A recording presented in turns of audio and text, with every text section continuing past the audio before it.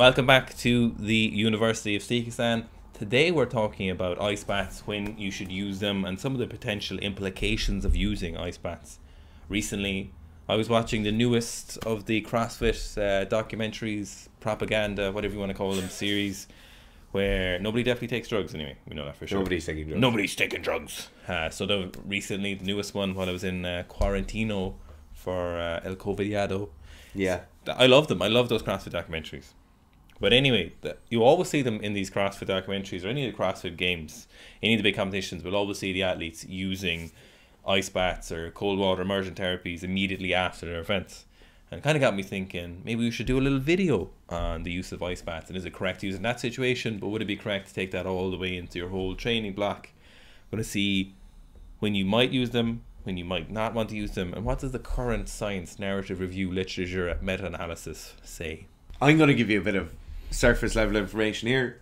We're going to talk about when it be good to use them, when it be bad to use them, when do we commonly see them used, and what we think. Garth, as he said earlier, is going to go into some of the science, so I'll leave kind of that to him. And then we're going to talk about a kind of unintended consequence, or something people mightn't think about with the ice baths and why they're very commonly used. So the first thing is two very common areas where we see ice baths misused, or people using them and maybe just being misinformed, or using them and probably hurting their own progress, is when people are just sore from general training. So normal training, take the kind of weekend warrior CrossFit person or powerlifter or weightlifter. You're a non-professional athlete, you're training 4 to 6 times a week, and then in between your weekly training sessions you might hit 1 or 2 ice baths. You might go to a cryo chamber once or twice a week. That in this case would be a very, very bad thing, right? And Garth will talk about this a small bit later on.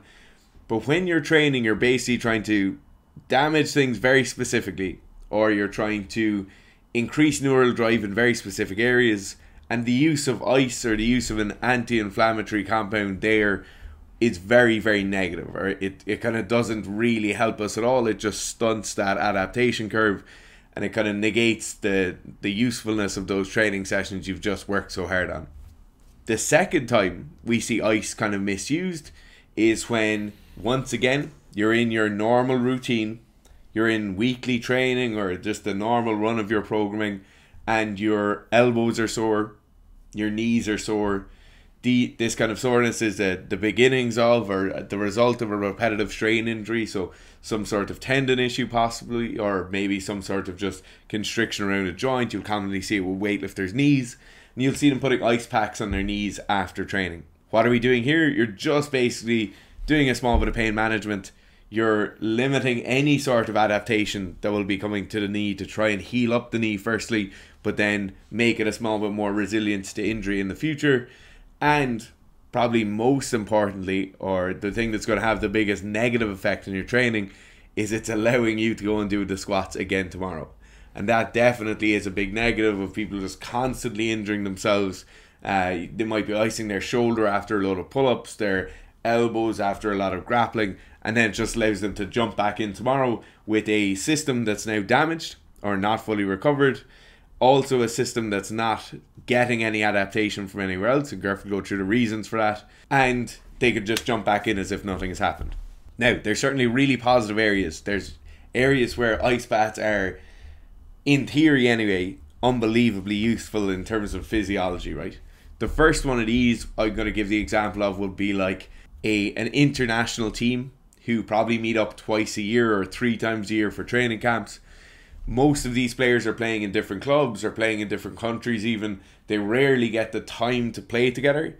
And now we have to get a management team, a coaching team to put a shape on these players, to get these players playing rugby or soccer or whatever it is in a very, very short period. This would be a great time for ice baths to be used, right? So you're not seeking any sort of physiological adaptation. Most of the conditioning training, strength training they're doing is just maintaining that level that these professional athletes already have.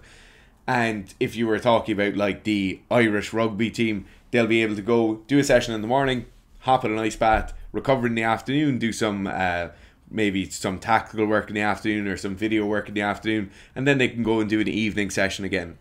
In those cases, the use of that recovery bath is very, very handy because it just brings down that level of pain a small bit. it will bring down those small amounts of local inflammation and allow them to get back into a training session the next day. It's really important though that these are distinct events that only happen once or twice a year, and they kind of hit it hard when they're there. They're not doing a lot of physical training where they're really trying to change values or get a lot fitter or stronger or faster or more powerful. They're literally there just to play the sport and to kind of get this increased level of kind of teamwork going. The next time you'll see it is the example Garth gave in the introduction. So CrossFit Games, you'll see athletes hopping into ice baths all the time, particularly after some of the longer duration events. This is absolutely perfect.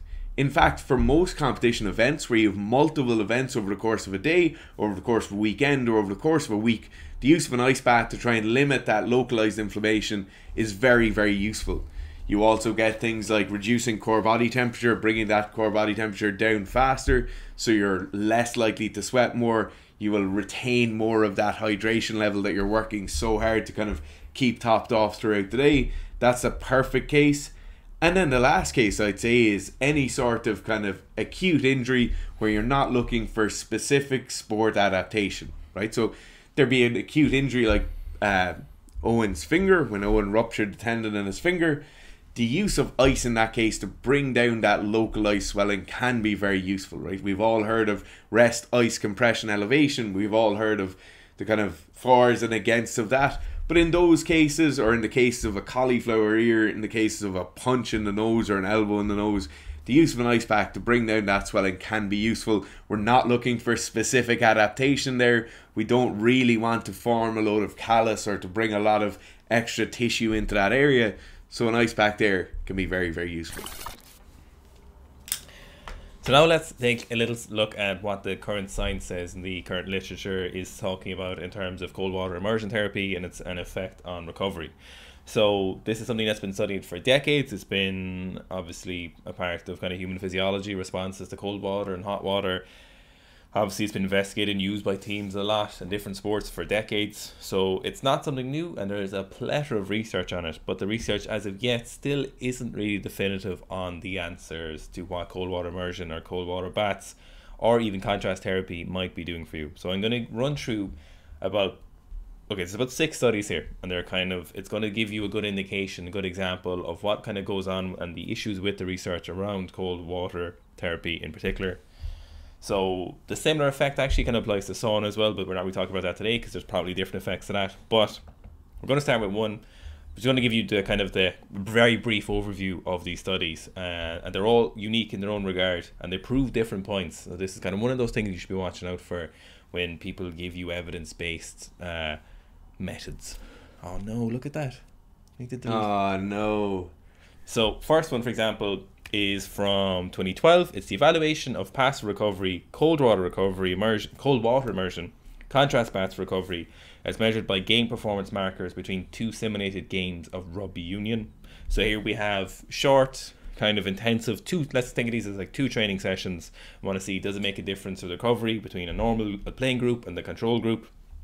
So long story short, overall trends indicated that both treatment groups have performance results in the second simulated game above those of the control group, between 2 and 6 across the physical workstations, replicating movement characteristics of rugby union. So basically, the control group didn't perform as well as the group who used the cold water immersion therapy from the different therapy groups. So they did better. So between one game and a second game, their performance increased, or what we probably should say is the performance didn't deteriorate as much as the first group. So did they get a performance increase, or did they just do less worse? Were they in less of a state of inflammation and fatigue after that first run of the games? Now, this doesn't indicate a performance increase, but it certainly says something.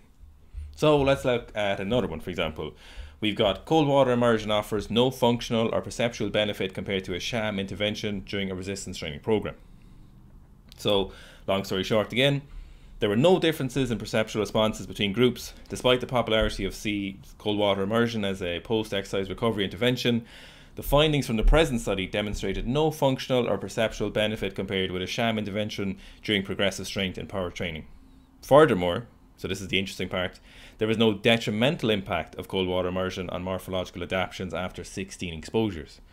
So now we've got, it might reduce the decay in performance after the inflammation from training, but it might not necessarily inhibit your performance in physical attributes. Here's a different look at things. So if it might help us recover better for training, and seems likely, it might reduce that inflammation and allow you to perform. If you need to perform again sooner, then it might be beneficial. It might not really do anything over a longitudinal time to your performance. It may not negatively or positively affect that over a long period of time. So what about, for example, some kind of biological markers, or maybe anabolic signaling, for example? So cold water immersion attenuates anabolic signaling and skeletal muscle fiber hypertrophy, but not strength gain, following whole body resistance training. So basically, it blunted the anabolic signaling from resistance training, but not necessarily the strength gains. Now, there's obviously a few different reasons from that. Strength training, your performance is increased through a variety of different factors. Some of them are neurological, some of them are like motor unit recruitment, speed of motor unit recruitment, how fast they're recruited, muscle fiber adaptation, antagonist coactivation, neurological adaptations, how much glycogen is in your liver at any one time. So there's a variety of different things affected by that. But long-term anabolic signaling from cold water immersion therapy might be reduced. So that's one individual. However, if we look at a narrative review, so it's post-exercise cold water immersion effects on physiological adaptations to resistance training and the underlying mechanisms in skeletal muscle, a narrative review, basically what they say is tentatively that the evidence points that it does reduce the adaptations to training in terms of hypertrophy and anabolic growth when you use cold water immersion therapy. So probably what's happening, what looks likely, is the short-term adaptations are fine, but I would bet over a long term, and if we could see this over a couple of months, we would probably see a negative adaptation eventually. So obviously, as those prior things we mentioned from strength training, the adaptations you get from that are quite varied and quite nuanced, but one of those ones that I did mention is strength training adaptations eventually run into a wall where we just need more muscle fibers to contract to produce more force. That's why we have to produce more strength, is by more muscle fibers. Essentially, that's why most strength training blocks start with a high volume phase to gain a particular amount of muscle mass. Now, obviously, for most natural athletes, this could literally be 10 grams of muscle mass, but that might be enough to incur a performance adaptation later.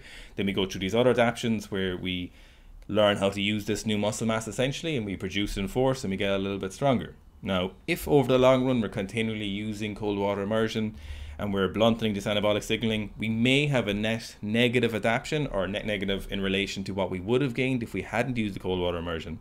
But over a short period of time during a season, maybe over 2 or 3 weeks, if we've a lot of exercise, maybe for example, they're peaking, maybe it's the last 3 weeks before a important game, or maybe it's before a combat sport match or jiu-jitsu match or something. We need to get a lot of sessions in, quality sessions in, and the fresher you are, that 5% might make a significant difference to your peaking in that short term. The kind of overarching thing about this is the literature is not really conclusive in what direction you take it, and it really depends on how you interpret it and the context you put in it. So for example, you might remember when we talked about in the ACTN3 video, my first kind of biochemistry performance, we talked about in one of these studies, people with the ACTN gene had higher levels of interleukin-6 post-exercise, and interleukin-6 is both a pro-inflammatory cytokine and an anti-inflammatory myokine. So in these scenarios, with the resistance training, it was pro-anabolic, and it was very, very useful. However, we have a study here, if we just take a little example, so just going to give you an example of how kind of complex this might be and why it's not incredibly definitive, but the research is pointing in certain directions for certain things if you're smart enough to look at it. Interleukin-6 responses to water immersion therapy after acute exercise, heat stress, and pilot immersion. So they also did cold water in this as well. Basically, participants in cold water bath condition experienced an overall slight increase in interleukin-6 concentration, and participants in warm water bath condition experienced an overall decrease. So the complexity of what's going on with the metabolic system here, the inflammation system, interleukin-6 is a variety of different influences and influenced by a variety of different other metabolic biochemistry, and it's inhibited and attenuated by other different things. So the science in this is very much open to interpretation and depending on where you apply it. Sometimes it's even from what country you're from, which is one of the most interesting things about cold water immersion stuff. So there is certainly trends there, just as I mentioned there, and there's definitely directions you can take it in and certain subtle uses. And Fitz is going to discuss one of the less discussed uses of cold water immersion therapy now. So Over to you, Fitz. back to the studio. This is marked on Gerf's little list of talking points here as magic. But the last thing I want to talk about with cold water immersion therapy is the psychological effects of it. So everyone will have heard of Wim Hof. Everyone will have heard of kind of building resilience. But you mightn't really be aware of some of the research behind resilience, building that kind of state of resilience or kind of building upon your resilience trait, and possible ways you might be able to do this, right? So just to start off with this, we're talking about prolonged daily use of cold water immersion over a number of weeks and months here. You know, it's not an acute thing. It's not you're going to go away to a retreat or do a leadership course and jump in cold water once. You're talking about daily use for a fairly significant period. So the first thing you need to look at is what resilience actually is. A lot of people think resilience is being a tough guy, like nothing bothers me. Resilience is just the response to something negative happening to you being in a positive direction. So to make that a small bit more simple, if Gerf breaks his arm, instead of Gerf sitting at home on the couch all day eating snacks, he goes to the gym and does squats instead. You know, that would be a fairly resilience thing to do, because you're bouncing back from something negative happening to you and you're bouncing back in a positive direction. I do like snacks. You do love snacks. Resilience is a thing that almost all employers, almost all teams, almost all coaches will look for. Having higher levels of both state and trait resilience can be very, very valuable. And it's something that up until around 20 years ago, it was commonly thought that resilience is just something you have.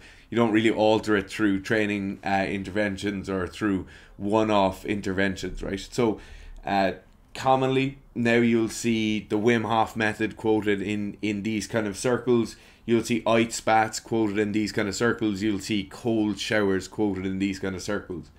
What are these things actually doing? So these things are emulating a level of trauma, or they're a kind of analog of trauma, and just basically forcing you through exposure to that trauma to adapt or react in a small bit more of a positive way when we come up against alternative forms of trauma or conflict in our life, right? You'll have heard of kind of those camps where they take away troubled teenagers into the mountains and they make them work hard for a few weeks, or they'll make them sleep outside for a few weeks, and you have this kind of reaction in a positive direction to that analog of trauma. You'll often hear of people who grow up in countries that might be in wartime having very high levels of resilience because they've gone through that trauma. This is basically a controlled version of that. You are going into a very, very cold bath, staying there for a number of seconds or a number of minutes or many, many minutes, depending on what stage you're at with your training, and you're just basically going through that trauma, seeing how you react to it. There's a number of other things that happen here. So you get a lowering of heart rate through like the mammalian dive reflex. If it is cold water you're going into, not just a cryo chamber, you'll see like through these kind of things you'll have a reaction of the autonomic nervous system a small bit faster. Basically your nervous system will be able to react autonomically to these outside stressors a small bit faster the next few times they happen. So you'll find that people are well used to hopping into the ice bath or doing cold showers. It really doesn't affect them at all when they get in there. It's something they're just very, very used to. Cases where this is really useful for, or we find it's very useful for certain people, students. So students will tend to have very, very high levels of generalized anxiety disorder when you compare them to the population. You'll also see it in certain very high stress jobs. So people in the medical profession, first responders, all of these groups could really do it something like this. And that might be another novel use of the ice bath.